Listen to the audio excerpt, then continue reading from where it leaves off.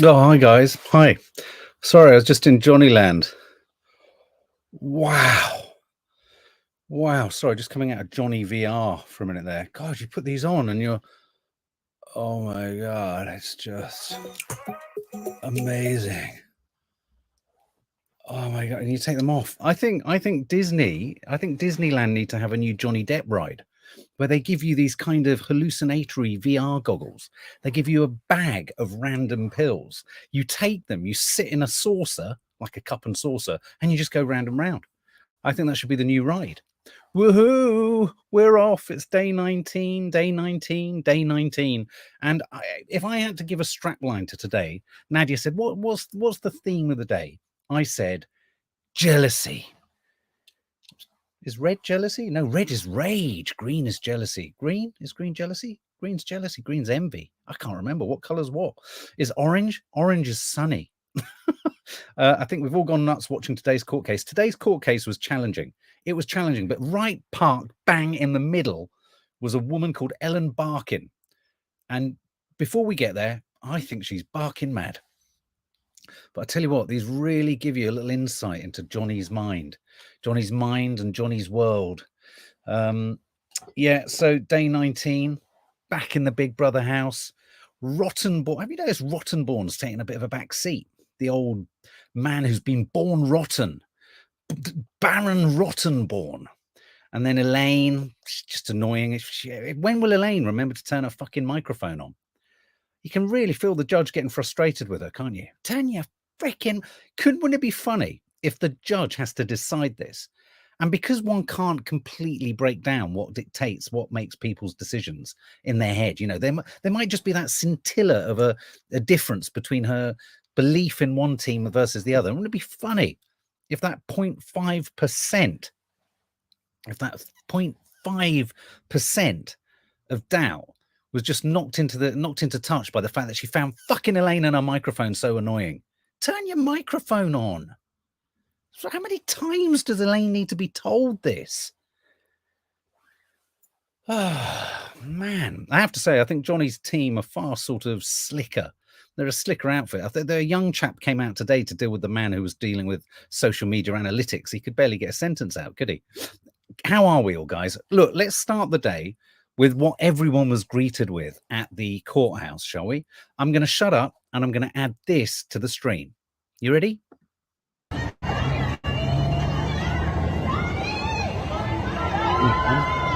Johnny.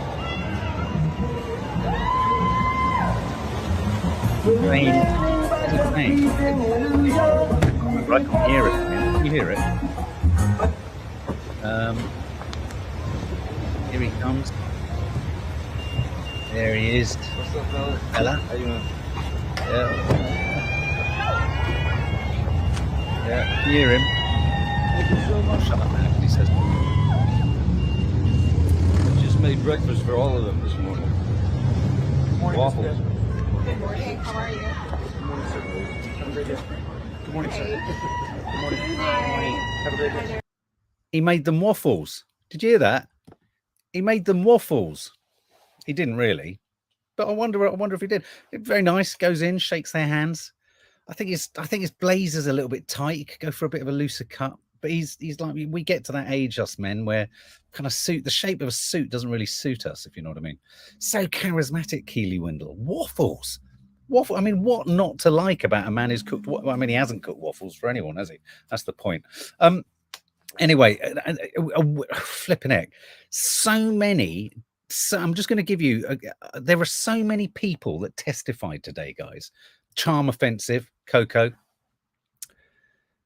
What's the book? Nadia always quotes about domestic abuse. Is it the Charmer or the Charm Offensive or the Charm Program or something? The Charm Offensive. The terrible thing about the Charm Offensive, though it is a symptom of the domestic violent portrait, you know, sort of the character study of a domestic abuser, is that what if you're just charming? What if you just happen to be charming? You know, and not a domestic abuser? That would be the terrible thing. Right, the challenge with today was so many people testified. Amber Heard's team, man. If they're getting people in for 5-minute chats, it's like they may as well be doing. They're doing WhatsApp chats. They're doing kind of Zoom chat. It's like really swift, quick, and before you even got your feet under the table, you're thinking, what the bloody hell was the point of that? And just to give you a little brief sense of them, we had this chap who was one of Johnny's oldest friends, Bruce Witkin. Well, obviously that's Amber. We had Ellen Barkin coming up. Someone was asking who's Ellen Barkin, actress. Well, I'll tell you what she did with Johnny Depp. She didn't have a romantic involvement with him. She had a sexual involvement with him. Strike that. Sexual. All right. You want us to know you had sex. All right. Fair dues. There's Johnny. This lady who was a detective at the LAPD who specialized in the sort of protocols around investigating domestic abuse cases. This lady, the one on the left, not the one on the right, Johnny's former agent. She was a curious character. Oh, hang on a minute. What's going on here? And oh no, wrong one. Sorry, hang on. Let me remove that. Ooh.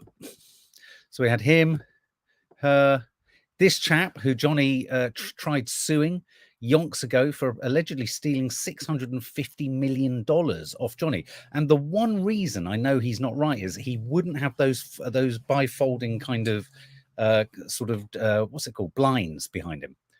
Not if you've stolen $650 million off Johnny Depp, you would not be sitting in that chair with that printer and those kind of terrible flapping blinds, would you?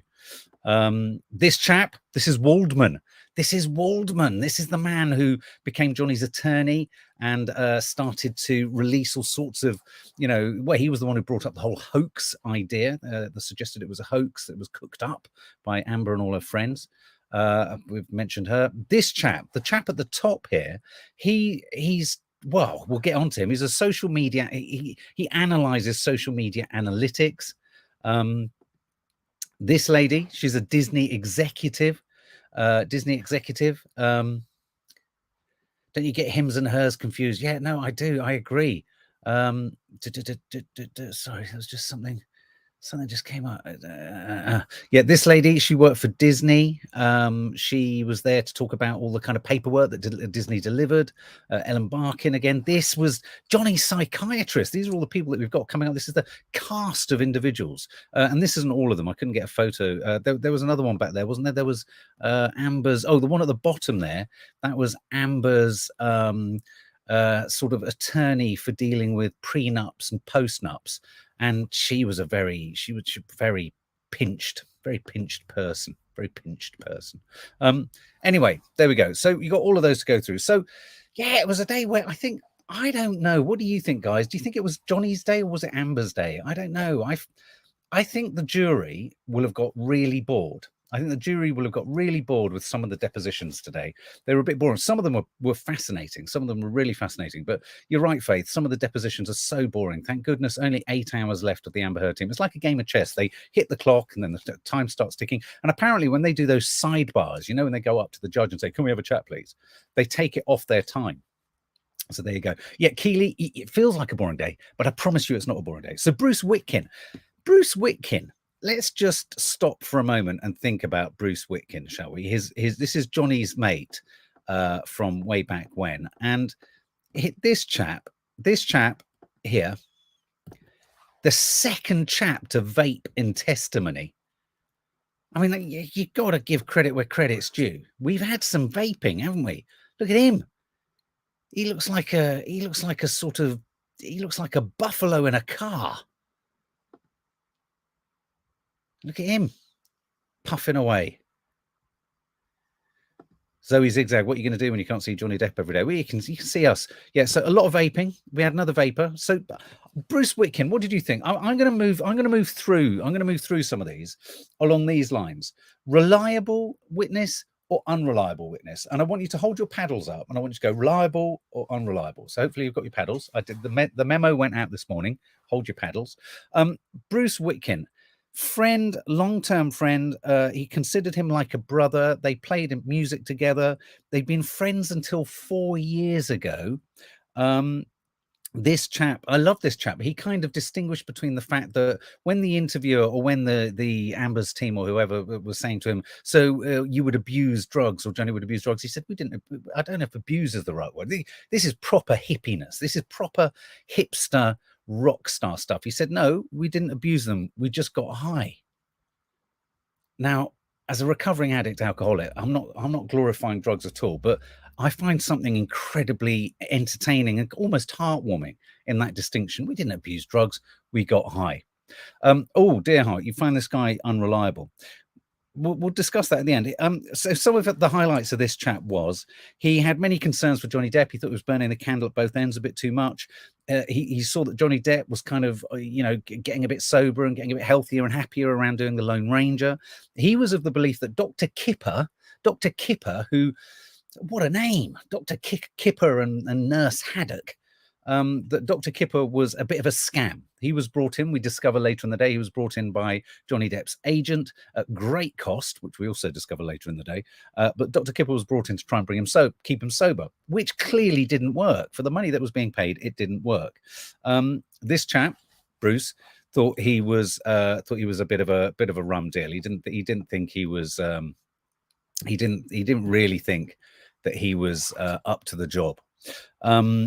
He said that Johnny had jealousy issues going back to his childhood, and he mentioned his sister-in-law. What was the story there? Apparently, Johnny was jealous of Adamant and Nick Cave because this guy's sister-in-law knew them. I was trying to strike the connection. What was the connection? Anyway, so he had jealousy issues. Now, and this is for me is the big theme of the day. I'm getting so hot already. I'm hot and excited, guys. Bear with me. Bear with me. Oh. It's my cat.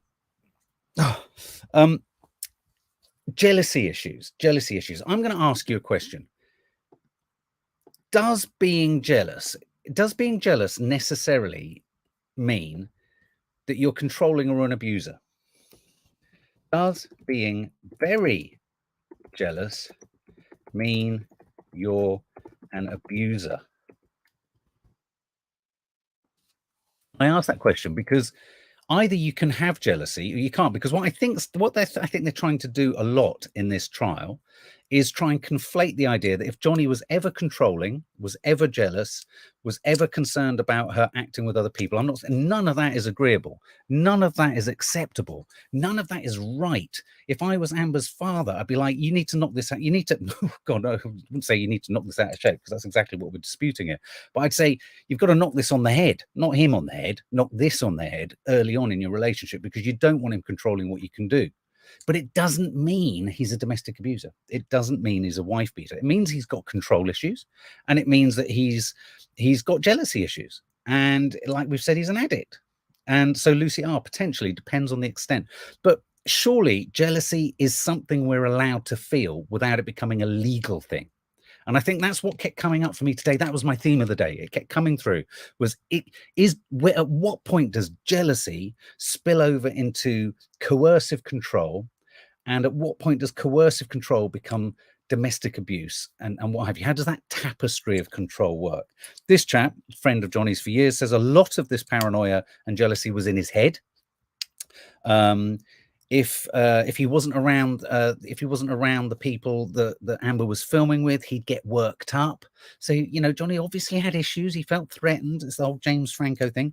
They talked about Johnny going off to see Marilyn Manson, and this guy agreed that they clearly were friends. And and again, this Marilyn Manson connection. I mean, Marilyn Manson looks like a monster, doesn't he? I mean, he looks monstrous, and he's in the middle of his own court case with Rachel Evan Woods, and so any association with Marilyn Manson doesn't look good. And I think someone here said Marilyn Manson is Johnny's kid's godparent or something. Godparent? You got Marilyn Manson, devil demon parent, surely. Bruce talked about a time where he was called downtown. He drove along at about 3 a.m. to one of the apartments that Johnny and Amber were in. There was a big argument. He never saw any violence happen. He saw bruises on her arm one time, like she'd been grabbed, as in the photo that we've all seen. And he's also seen Johnny Depp with a fat lip when they were rehearsing. When asked why his friendship had faltered with Johnny, Bruce said, because allegedly I stabbed him in the back. And so I then began to think, once again, Johnny kind of was cutting the ties with so many people around the same time, wasn't he? And I was sitting there, I was looking at Johnny at one point in the proceedings today, and I was thinking, how weird must it be to be him, that you can sit there and lose $650 million or not account for it and have all these people running around you? I mean, you must lose total connection with reality, mustn't you? I mean, you must absolutely lose connection with reality completely. So that was Bruce. I thought Bruce looked like a Bruce, didn't he? Bruce looked like a Bruce. I'm gonna. Do you want me to bring in a really exciting detail from yesterday? Who remembers? What's the name of the woman who Amber's sister's boss and friend? Who remembers the name? Was it Hanwell? Can anyone remember? Come on, guys, you're good at this. Controlling is a form of abuse, but jealousy isn't, in my opinion. Oh, there we go. Interesting. What was the name of the woman? What was the name of the woman? Just because Amber Heard comes across unlikable, cold, and manipulative, says passive aggressive, does it mean she hasn't been abused? Very good point. I appreciate my comments are in the minority. No, but it's the flip side, isn't it? It's the flip side of saying that just because he's an addict doesn't mean he's an abuser. Jennifer Howell. Okay. Look, I read a few people said that so yesterday, Whitney, Amber's sister, talked about the case on the stairs where she said, Johnny hit her sister. That's the one time that someone says they saw Johnny hit Amber.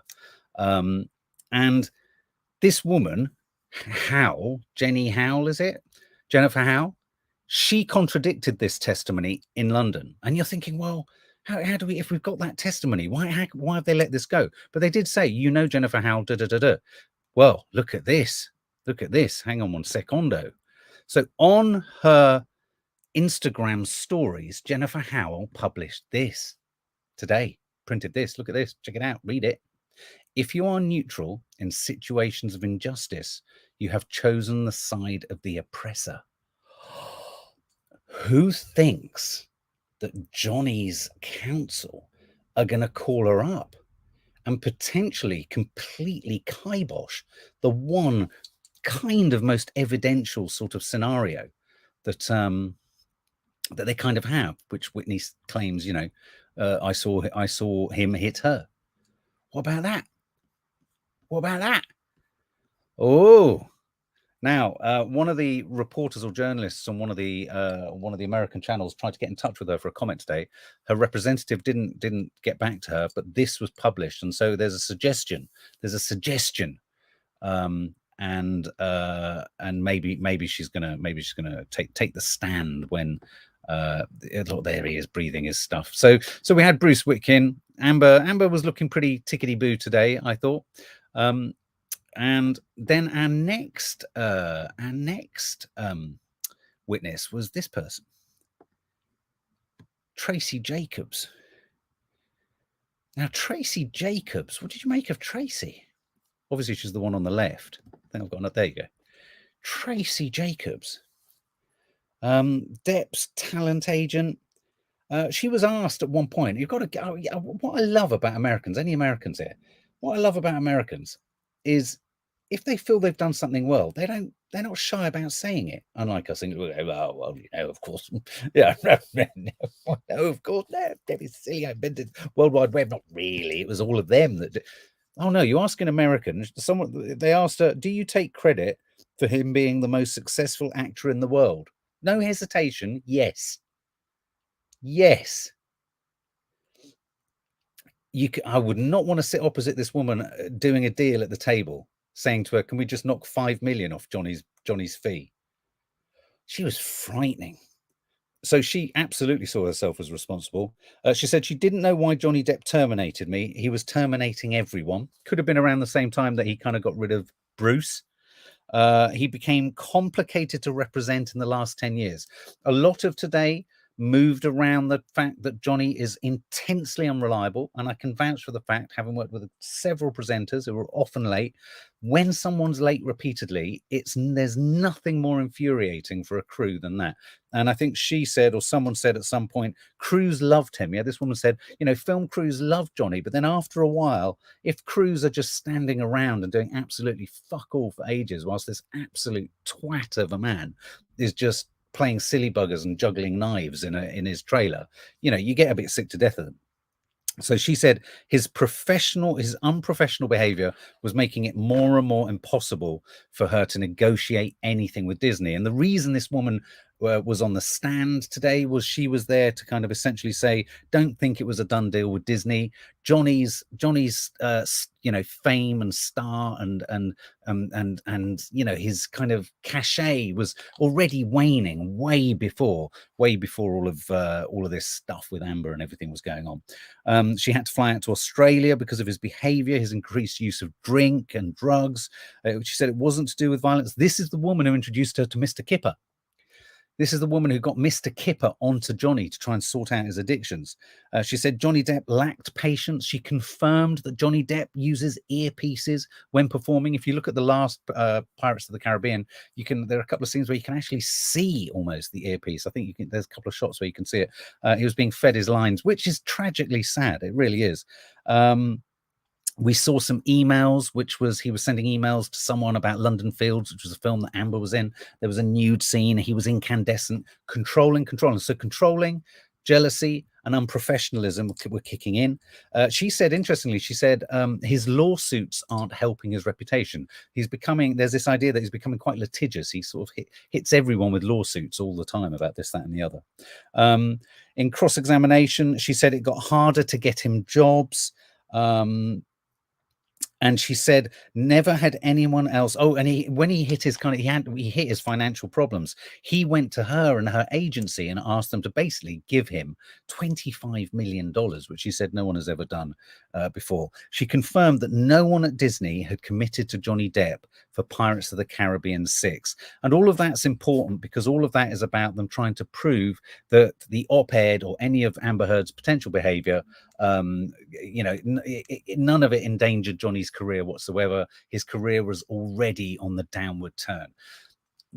What do you think, guys? I've got to poll this. This is too much of a poll. She looks a bit like Andy Warhol, doesn't she? What's the name? Was Depp's ex-agent reliable witness or bitter witness? Come on, guys, give us your all. I love a poll. I love a greasy poll. I don't think we learned anything new about Depp, Lisa. He's clearly a troubled guy with many emotional trauma issues. Still not buying he's an abuser. I think Amber's witnesses strengthened that, to be honest. Yeah, I don't. Well, we'll sum up at the end what we actually think. Yeah. So that was. What do you think? Was she? Oh, look, lots of you saying. How many of you voted here? Let's have a look. 79% saying bitter, 21% saying reliable. Yeah, I found Bruce quite reliable. I found her quite. I found her reliable to begin with, but then there was just such a flinty edge to her that you just thought, bit chippy, a bit frustrated to be out of the fold now. I mean, I suppose she'll always be able to say to her friends, I created Johnny Depp. Do you know what I mean? Joel Mandel was the next person to testify. Let's see if I've got an image of Joel Mandel. Sorry, I'm trying to, is it him? No, it's not him. Is it her? Is it him? Oh, this chap. This is the chap that Johnny thought could have taken 650 million. I think he put a lawsuit on it. This guy looked after all of kind of Johnny's finances, became aware that there was a crisis incoming, former business manager. He told us that Dr. Kipper, who the last woman booked in for Johnny, was costing Johnny $100,000 a month. A month! And he didn't stay sober. So he wasn't even doing his job. He wasn't even succeeding. He said, this chap said that Johnny became more and more unaware and unconstrained. He'd spend more and earn less. He used profanities all the time. Jerry Judge, who I think is Jerry Judge, one of his security personnel or one of his intimate team, was charging $10,000 a day. Yeah, and as I say, this is the guy that he and that was it really. This guy just kind of like wanted to get, they wanted to get this guy in to kind of show that Johnny was totally out of control, totally irresponsible with his estate, totally not across anything that was going on financially for himself. And so how can anyone claim that this op-ed did any damage to Johnny Depp's finances? It's infinitely more the case that Johnny Depp does his biggest damage to himself. We then had Adam Waldman, and Adam Waldman was the let's see if I can find him. Adam Waldman is the chap who was Johnny's agent after he'd split up with Amber Heard. And this is the guy. This was an interesting moment, wasn't it, guys? 75 questions he was asked. He was advised to refuse to answer by Johnny's team. It left me feeling this. Every time he was asked a question,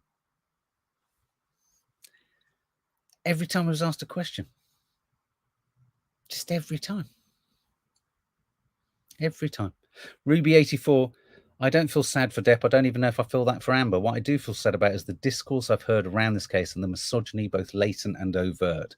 Ruby 84, I agree. And I've said all along that just hating Amber because she's the woman in the equation is ridiculous. If you can strip back and just look at the situation as two individuals who are sadly going through the really unedifying process of their entire sort of intimate sort of stuff being sort of aired and laundered in public, you can look at it as spectacle and you can take a side and you can make a judgment. But I think to use it to double down on any kind of misogyny is absolutely unforgivable. So, for example, I don't agree with all this, get however many signatories to get, let her have her career, she must have her career, let him have his career. I think it needs to be equitable. I mean, there was some quite interesting stuff towards the end of today about how allegedly her career has nosedived as much as Johnny's suggesting his has because of the op-ed.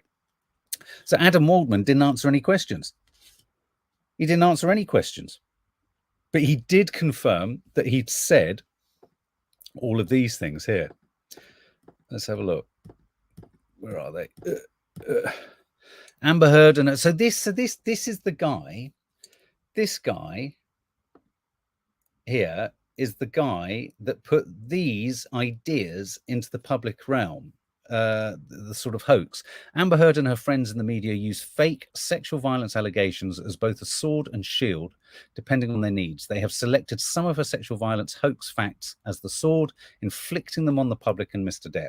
Quite simply, this was an ambush, a hoax. They set Mr. Depp up by calling the cops, but the first attempt didn't do the trick. The officers came to the penthouses, thoroughly searched and interviewed, and left after seeing no damage to face or property. So Amber and her friends spilled a little wine, roughed the place up, got their stories straight under the direction of a lawyer and publicist, and then placed a second call to 911.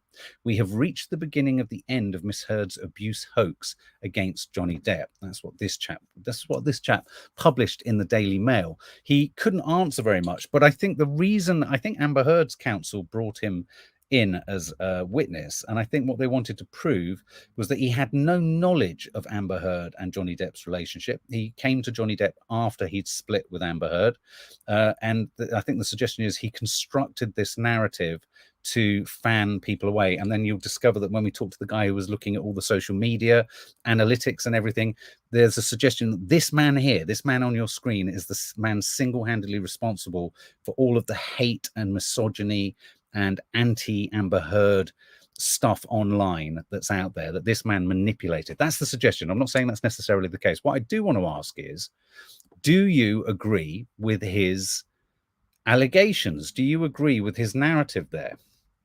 Do you agree that Amber and pals created a hoax scenario? Because I think that's key. I mean, he brought the language into the field that kind of says that perhaps there was some really untoward behavior going on. Yes, Johnny didn't waive his attorney-client privilege with Walden, hence why he was unable to answer most questions. And yes, you do agree with them. Yeah, absolutely. A very well-funded smear campaign, Coco. There you go. Maybe Elon will invite Andy back to Twitter. Sharon Dixon. I have insomnia. I think it was an own goal by Elaine because this man gave him an image of how Amber and her companions staged the scene. You know what? It's a really good point you make there. I have insomnia. I'm just saying, if I was Johnny's counsel, I would desperately want to get Jennifer Howell in to correct that narrative, because that's the one, that scene on the stairs is the one moment that if you could unpick the sort of the meat of the one moment where there's a suggestion that someone witnessed Johnny hitting Amber, if you could get someone that basically throws complete doubt over that whole narrative, and having just even heard or reheard these suggestions that this guy put into the Daily Mail, just makes you have that snag of a doubt, doesn't it? I mean, in a weird way, this guy's comments are as powerful for Johnny's team as IO's comments about Johnny saying he could punch Amber now that they were married. You know, they almost have the same impact. So you're right, in a weird way. I think this was a bit of an own goal by Elaine. Then we had Marie Sadanaga. Let me see if I can find her image. Where is she? There's Bruce. There's Andy Warhol. This woman, she was brought in. Basically, this woman who was a detective, a domestic abuse, domestic violence detective for the LAPD. She was brought in. They didn't ask her to say that the cops that went to the apartments in LA didn't do a very comprehensive job, but they were kind of inferring it. And I think that's what they were trying to do here. They were trying to suggest that actually the LAPD cops that went to the apartments were a bit too cursory and a bit too kind of, you know, a bit too lax, and perhaps dropped the ball. There's a question for you. Do you feel, what's that, 89% think yes, it's a hoax scenario that Amber and her pals created? Another question here for you. Do you believe what they were trying to push down this line was, did the LAPD cops drop the ball when they attended the flat, i.e., should they have done more of an investigation? So yes, this woman was very short. She was talking about, you know, if vandalism is shown, officers should still, although it's up to the officers, they should still, you know, file a report. They've got to determine whether there's they feel a crime has taken place. But, you know, once again, this is Amber's team trying to kind of just sow seeds of doubt that perhaps those coppers weren't fully up to the job, in a sense, or doing. She was incognito with a face filter. Yeah, she was odd. Her face kept peeling off, didn't it? It was really, really weird. Now, the next, how are we doing on the old, no, didn't drop the ball. Yes, drop the ball. There. This chap at the top here, I wrote a note about this guy. This man is so intelligent, he didn't need to go to college. Imagine being so fucking intelligent. This man's head is like all of Apple computers in one thing. So intelligent, he didn't need educating. He literally leapfrogged against an undergraduate degree or something. Anyway, he's a forensic social media expert. Was anyone else? Did you see his testimony? One can always run the risk and be forgiven for really zoning out at this point. My brain was really aching at this point. I was like, oh, what the fuck? Hashtags, percentages, how many were, how many weren't? But this guy kept talking about something called the kernel. Did you hear him at one point talk about the kernel? I did not kernel as in the army, but I was thinking, is it the kernel of like a nut or something? This man, I wrote here, look, this man is a computer. I liked him, dear heart. I thought he was quite good. Anyway, he explored the social media analytics around all the hashtags. And why was he doing this? Why did they bring him in? To prove that there was a connection between Waldman, the guy we just saw's, printed comments about Johnny Depp, and all of the negative social media sort of smear campaigny kind of stuff that Amber Heard feels has dented and damaged her career. Because don't forget, you've got Johnny Depp is suing a defamation case. She's countersuing for nuisance and for, you know, aggravation and everything else on her side. So every now and then they're bringing in a sort of witness who isn't there to talk about the domestic violence, but the witness is there to kind of shore up the idea that actually this smear campaign and this constant badgering and hectoring from Johnny Depp in the courts and in life has had a real impact on her ability to pursue her career, earn money, and have her own reputation intact. And so that's why this chap was brought in. So there was a lot of chit chat about hashtags, when did the hashtags go through the roof? I mean, we actually heard them say hashtag Amber Turd. Hashtag Amber Turd. I was waiting for a bit of a snigger in the crowd, but there wasn't one. They looked at all of the kind of negative material. They looked at when those hashtags went through the roof, how they kind of happened concurrently at the same time as when Waldman published those words and the hoax idea in the Daily Mail. Justice for Johnny obviously is the biggest hashtag, justice for Johnny. And I thought Johnny's lawyer was really good on that, because he said, I'm a big fan of justice. There was a little bit of a sort of gag in there at the end, sort of, you know, he sort of said, well, yeah, what's wrong with justice? Surely we all want justice. And just because most people don't, if most people want Johnny for justice, I think the suggestion here being, can't most people make up their own minds? Are people totally sort of hooked in and driven by Waldman and all that kind of stuff? Michelle Mulrooney, this woman beneath here, the post-nup, pre-nup, basically Johnny Depp phoned her up, called her a bitch, and fired her. That was it. That was her testimony. She still hasn't recovered, has she? She still hasn't recovered. She was sat there and she was hurt. And I'm not saying it's nice and I'm not saying it's right. She said he was slurring his words and sounded like my teenage boys when they've had a drink.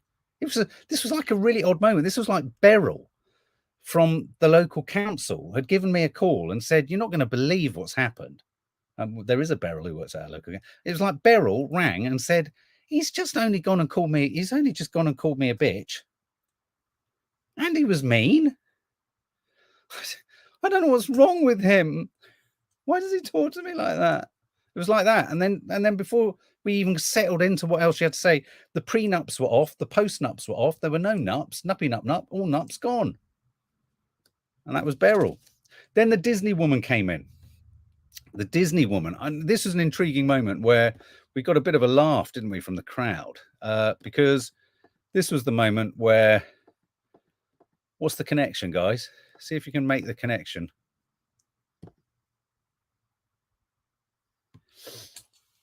Not even 1 million alpacas would make Johnny do Pirates of the Caribbean 6. Do you think he's lying? I think he'd do it for 1 million. I think he'd do it for 500,000 alpacas. Aren't they sweet? Look at them. Look at them. Oh, look, there's some more alpacas. Look, at the bottom there, that's the chief executive of Disney bringing the alpacas out to try and get Johnny to work for him. Yeah, Johnny's sniggering is annoying me. It seems a bit... Minky Moo. I've said from the very beginning he needs to be careful about his sniggering because he just looks like a very naughty boy in class. Tina Newman, Disney, responsible for pulling together all the Disney stuff. She's a Disney executive. Pirates of the Caribbean 6. She was I thought she played with a straight bat. I thought she was quite reliable. She wasn't giving too much. Elaine, shut the fuck up about a document at Disney that says that Johnny was going to do Pirate 6. The business doesn't work like that, darling. Why isn't someone saying that to him? Well, I suppose the agent has. They need to say, look, sweetie, at the point, if people want Johnny on board, given everything that's going on, they're not going to write it on a piece of paper, are they? The very fact that there isn't a piece of paper saying that Johnny's doing Pirates of the Caribbean 6 possibly means more likely than anything else he is going to do Pirates of the Caribbean 6 if this runs in the right direction for him. And so the point they're trying to make here, there's no proof anywhere that Pirates 6 was on the cards at the point that the op-ed came out. Therefore, the op-ed did not actually have any impact on did not have any impact on Johnny's career. That's basically it. They were looking for any document anywhere that proves that Disney had actually looked at the op-ed, and there are none. And then really the most interesting person then testified today. That's not Andy Warhol. That's not Andy Warhol. That's Ellen Barkin, an actress I used to have quite a bit of time for. She got to know Johnny in 1990. She worked with him on Fear and Loathing in Las Vegas. If you haven't seen it, it's a great film. It's almost a manifestation of Johnny's life. It's just so much drugs and so much weird shit going on. It's just ridiculous. She started to say, now, did anyone else find her testimony really strange? It was like she'd be asked a question and then she'd sort of deliver her answer like this. Yes. No, it's not romantic. No, strike that. It was sexual. Yeah, I know that he was drinking. It was like she was actually talking to him. She was actually talking to him. So it wasn't a romantic relationship that they had. It was a friendship that turned into a sexual relationship. The reason I'm stressing sexual is that she really wanted to stress that. She said he switched the buttons. We had to clarify what buttons she meant. Is this your nan? It does look a bit like my nan. Several months, 3 to 5 months, very specific. For 3 to 5 months, they were having sex 2 or 3 times a week. She said 3 or 4 times a week. Someone mentioned prior to us going live with this, one of the most, it's often, and this is why it's good to sort of pay attention to everything. It's in the, Paula OD. It's in the smaller details that you get the most revealing portrait details, or character portrait details. The fact that he called his assistant a pig, that's not very nice. It reminded me of yesterday's thought that he calls his fans, or has called his fans. Here's the thing. He may have called his fans suckerfish at a point where he felt particularly stressed. Doesn't necessarily mean he thinks that all the time. My mother calls me an idiot all the time. Maybe she thinks I'm an idiot. I don't know. But I trust that she doesn't think I'm literally an idiot. So maybe he doesn't literally think that fans are suckerfish. Maybe he does at certain times. Is it all right to have a negative opinion of someone? Sometimes I find Nadia really fucking annoying. Don't tell her I said that. But anyway, yeah, he had an assistant called, and he called him pig, a pig. That wasn't a nice detail. But there'd been a lot of publicity made about this, and I was expecting this. She sounded bitter, Jules. I was expecting this testimony to really fire things up, because I'd heard and I thought we were going to hear a story, I don't know if anyone else did, that he in an angry jealous fit threw a bottle at her. And interestingly, all those words featured in her testimony, and all those words I've just seen on the Daily Mail's Johnny Depp live feed say jealous, controlling, rage, throws wine bottle at Ellen Barkin. That headline isn't right. He was having a fight and an argument with someone else in a hotel room, and he threw a bottle. Was it at you, Ellen Barkin? No, it wasn't. It wasn't even at her. She said he was jealous and controlling. And the controlling nature of him was that he was always asking what she'd been up to, where she got a scratch on the back of her shoulder. And this is where the big question for me comes in. Is jealousy coercive control? And this is going to be my next poll question. Is jealousy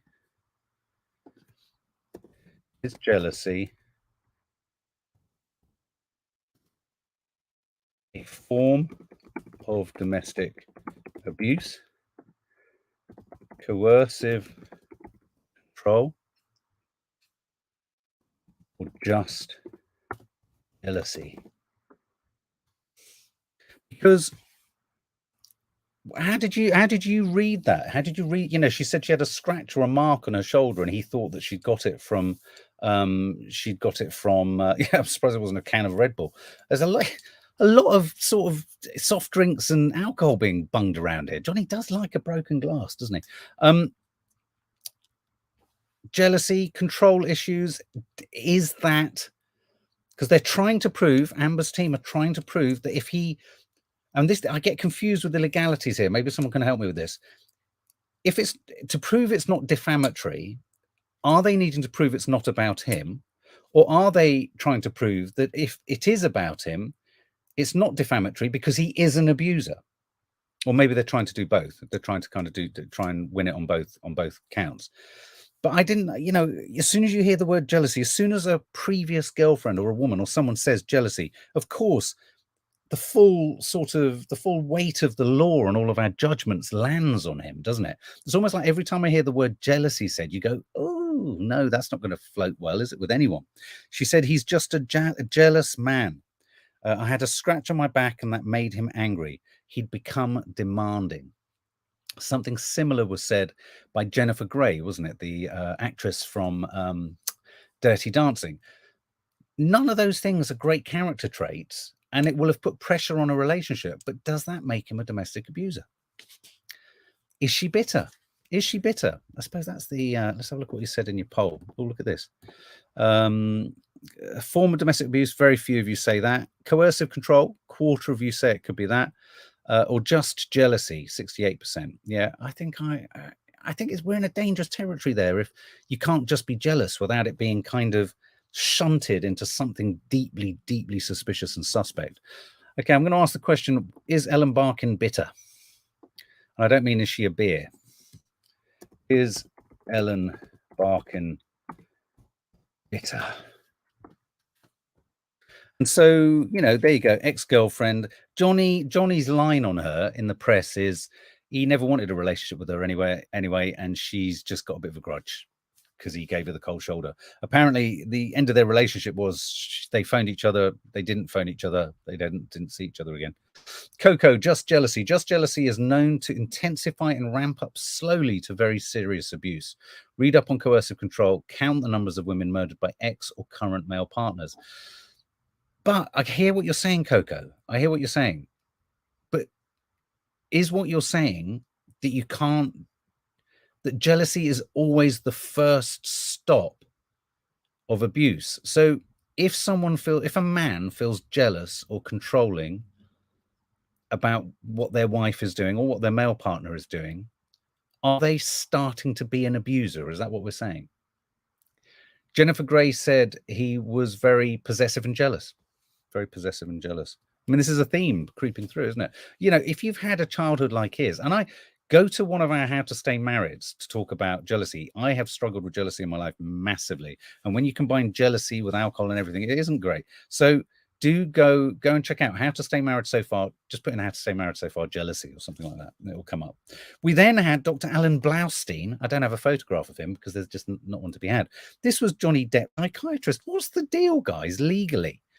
On having your psychiatrist just sit there with his notes on you and just share them. I mean, is it because there's the potential for criminality having happened? I mean, one of the kind of caveats, even just in the training that I've done, you have to say, if I hear of something illegal, or if any danger has come to you or to anyone else, or I believe that the authorities need to be involved, I can break confidentiality. Is it because there's the potential for a breach of confidentiality here?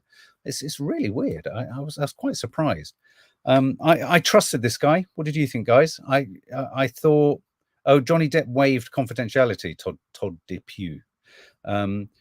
Someone somewhere, jealousy indicates a lack of self-reflection control, which are the forebears of an abusive dynamic. Okay, so jealousy is something that we just should, so societally, should we are we working towards a zero tolerance of all jealousy whatsoever?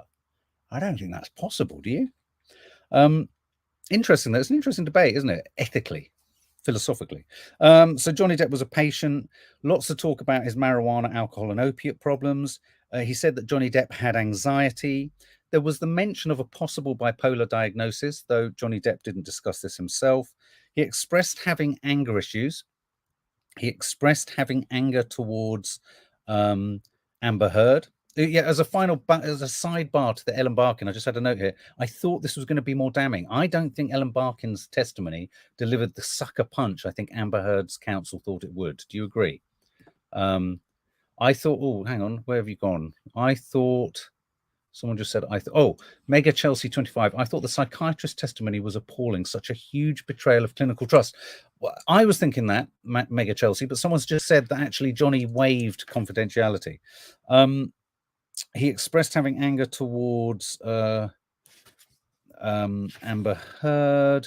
I've put a note here. What's the legality of this? He expressed feelings of jealousy. He met Johnny Depp 18 times. He had concerns about Johnny taking Adderall. Does anyone have any experience of taking Adderall?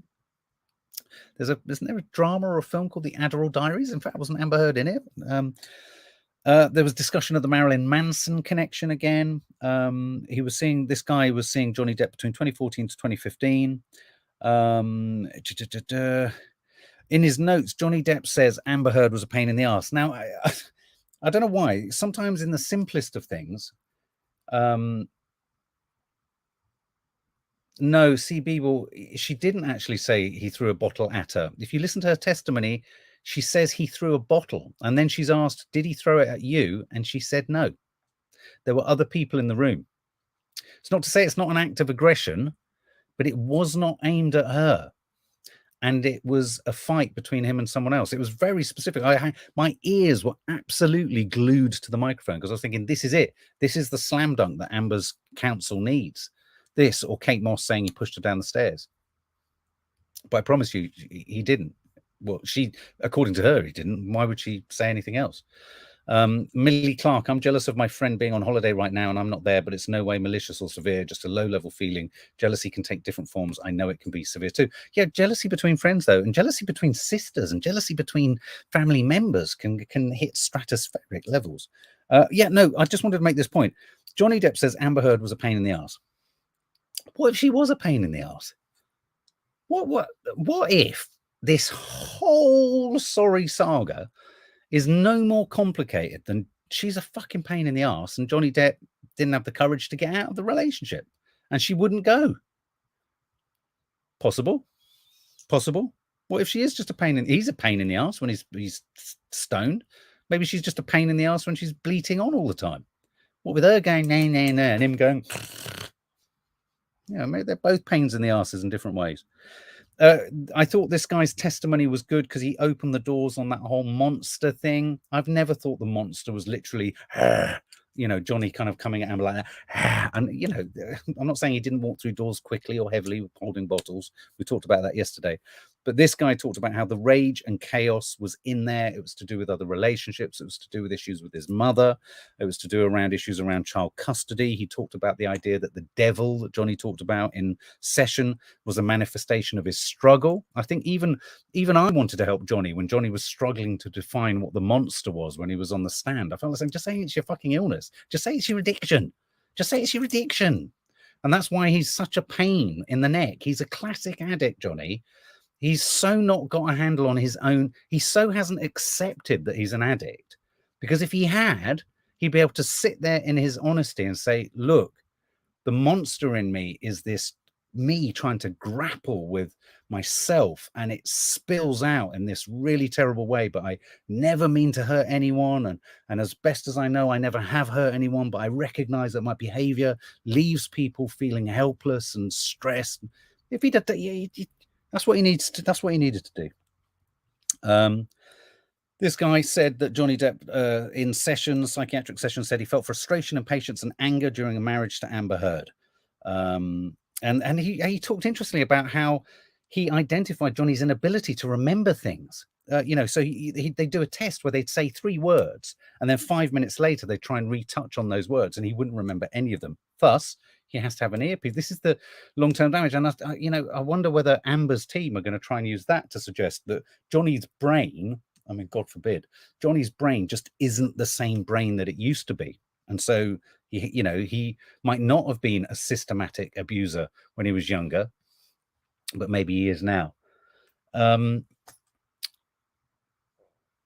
In all seriousness, Mark, what do you think? It's not how Johnny comes across. He doesn't have a physically aggressive demeanor. We've heard Amber stating she hit him. Anger doesn't equal physical action, Kinkles. I think I kind of understand what you're saying. The mobster monster within, Kiwi Kathy. They said today that Johnny Depp wouldn't accept a higher power, Todd Depew. Absolutely. He doesn't want to get sober. He's not ready or willing to get sober. And it's a weird aspect of addiction. Of the 40 people I went into rehab with, it's tragic to say 3 are either still sober or alive, and of which I'm one. And in that, the only thing that marks the 3 as different is that there's an element of getting sober that you have to want it, even though it's been impossible to get to that point. When you hit your rock bottom, it's only those whose hand comes reaching out who actually want to survive that will survive. I hate to say it, he doesn't want to survive. He doesn't want to. I mean, I have if I'm really honest, as an addict, I look at him and I think, fucking hell, give it 10 years. He's holding it together for this, but this will be another, give it another 10 years. I just don't, I don't know if he'll ever get well. Then we had a couple more people, and then it wrapped up. So we had a really boring guy, an attorney, Amber Heard's attorney, who went through the op-ed with her. They brought him in to show that she had changed nothing. She'd taken legal advice. The legal advice that he gave, they said he's probably the greatest solicitor lawyer, legal brain in Los Angeles. He told her what to write. It wouldn't get her in trouble. It wouldn't defame Johnny. She changed nothing. She didn't disregard any of his legal advice. And so he's being presented as proof that the op-ed couldn't possibly be defamatory. So that was a very functional testimony, nothing to do with the abuse or anything like that. That was all around the op-ed. They wanted to create the thought that surely it must be legally tight. And then the last person was Amber's agent, and I thought this was an intriguing one. I thought she was quite interesting, because where I took exception or didn't agree with her, there was a lot of talk about the trajectory of Amber Heard's career, and there was this. They were trying to draw an equivalence, I thought, between how Johnny's career accelerated with Pirates of the Caribbean and how Aquaman could have done exactly the same for Amber Heard. And sadly, I just don't buy that. Aquaman, the title reveals it, is about Aquaman, and whatever his love interest or whatever her role is, it was never going to be the breakthrough, massive character that I think her agent was pretending or suggesting it could be. They're trying to push the narrative, and perhaps this narrative is true. I don't, I had a real compassion here for Amber on this one, because I think she hasn't got many roles coming through. There is a massive hate out there for her. She has to construct. She's got a kid. She needs to construct a career somehow.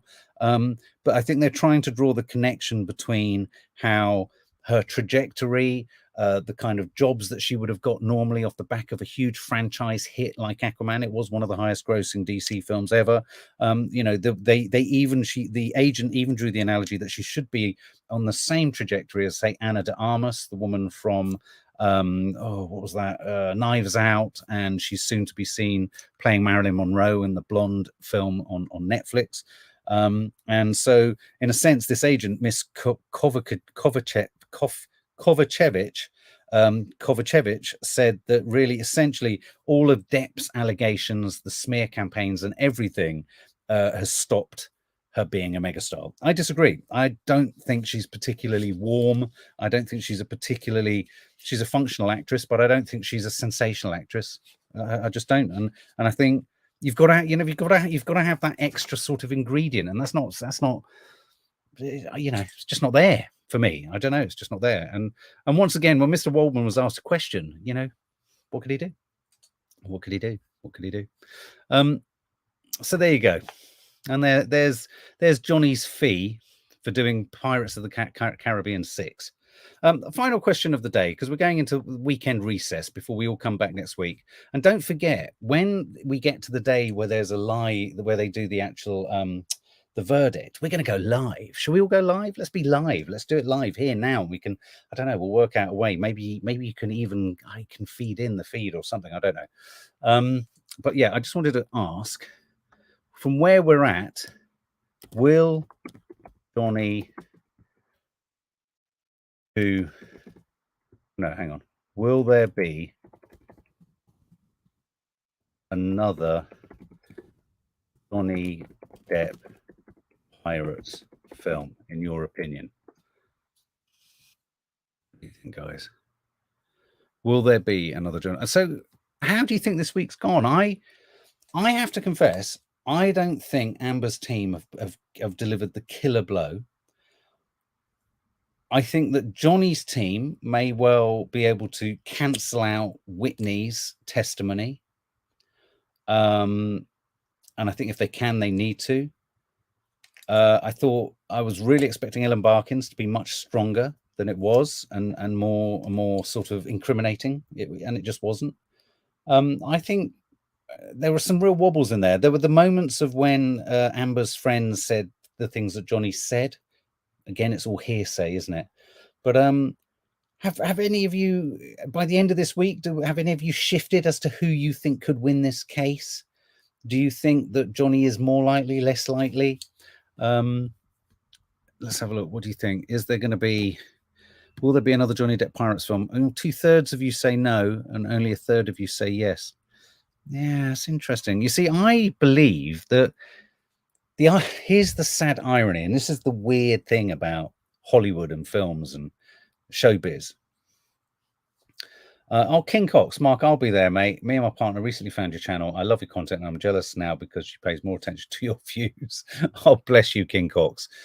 Keep commenting, and she'll listen to your views too. The funny thing about showbiz is, if I was working at Disney, I would be like, look, if this comes out in favor of Johnny, I would be laboring hard to get him back on board, because who doesn't think that, say Johnny was to sign up to Pirates of the Caribbean 6, imagine the box office, imagine how many people would go and see it just to see him post all of this drama back in position. It would probably, ironically, be the highest grossing Pirates of the Caribbean film. It wouldn't necessarily be the best, but it would certainly be the highest grossing, because of course he'd have to do all his lines with a fucking earpiece because he's damaged his brain so bloody much.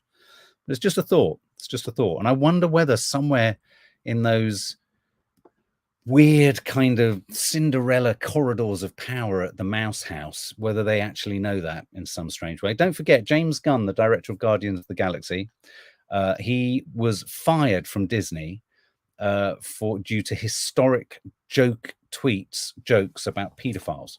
Fired, never to come back, zero tolerance, not happening. He went over to Warner Brothers, made Suicide Squad, made Peacemaker, and he's been brought back to Disney. Stranger things have happened. So there you go. So those, you know, and I tell you what, I think they'd be getting Johnny pretty cheap for, what is it, 1 million alpacas? Guys, thanks for all of your company. Thanks for all your clarifications and your redirects and your hearsays and your foundations and all that kind of stuff. It's lovely having these chats with you. And we will talk on Monday in this forum, but I will of course see you for the Friday quiz tomorrow, and also